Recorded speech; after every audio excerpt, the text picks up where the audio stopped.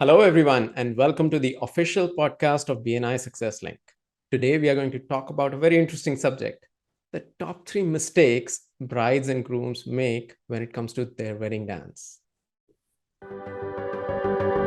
The official podcast of BNI Success Link, your link to success.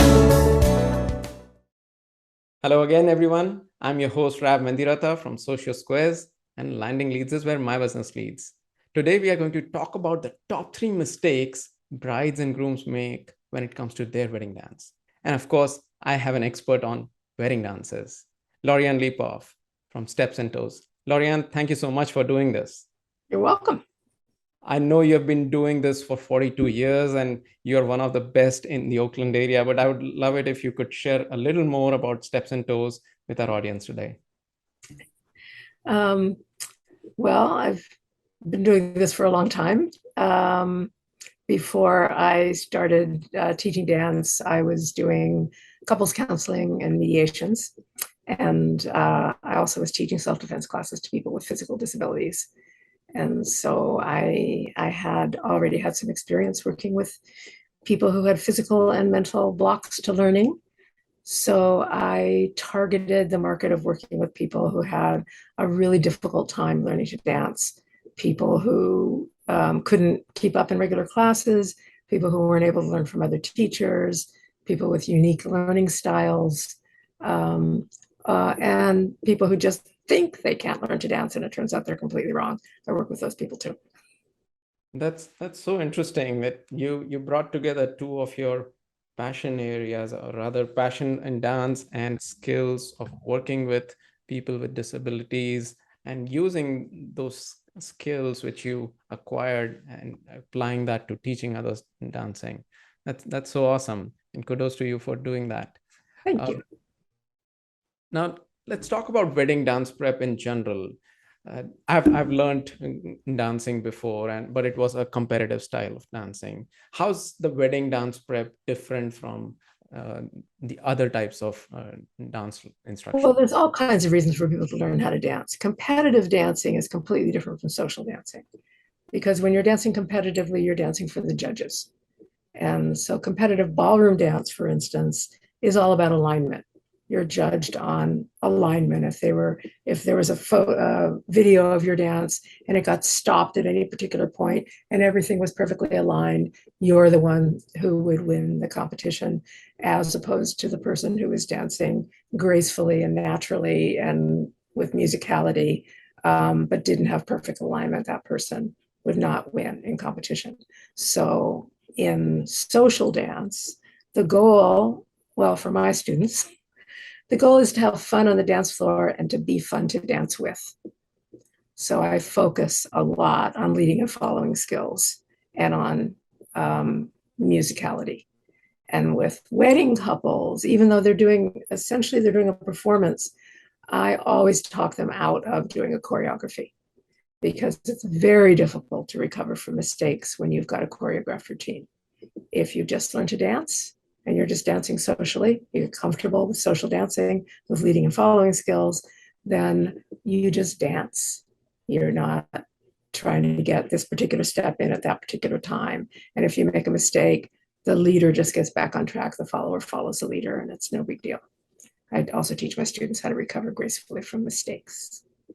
That's so cool about your instruction style, because I mean, in my experience, because I come from another country, wedding dances isn't a thing. But whatever I have seen in wedding dances in movies, it is choreographed. So that's so refreshing to hear that if you're doing a wedding dance and having fun at the same time, you're not under any pressure. So that's so cool.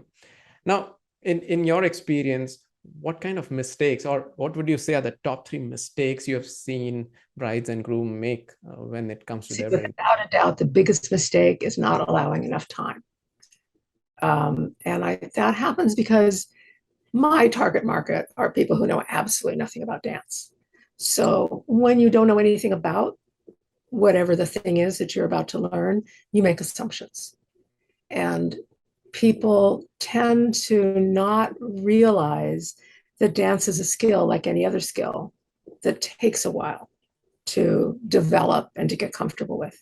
I've even had students say to me, we thought we'd come at the last minute so it would be fresh in our minds. So, and I mean, that sounds ridiculous when you hear that, but from somebody who knows absolutely nothing about dance, they're not looking at it as like, I thought I'd take my first tennis lesson right before the match, so it'd be fresh in my mind. They don't think of it as comparable to that because they don't know anything about dance. So I do get people who come at the last minute or who come with, just a month. And not only is that a really short amount of time to get comfortable with a new skill, but it's also at a time when you've got so much else on your mind and so many other responsibilities that it's just another pressure. Dancing is one of the things that you can get out of the way early. If you start 6 months to a year before your wedding, you can learn to dance when you're not under pressure and practice it for all those months coming up to the wedding so that it's not something that's competing with other wedding stuff. That's the biggest one.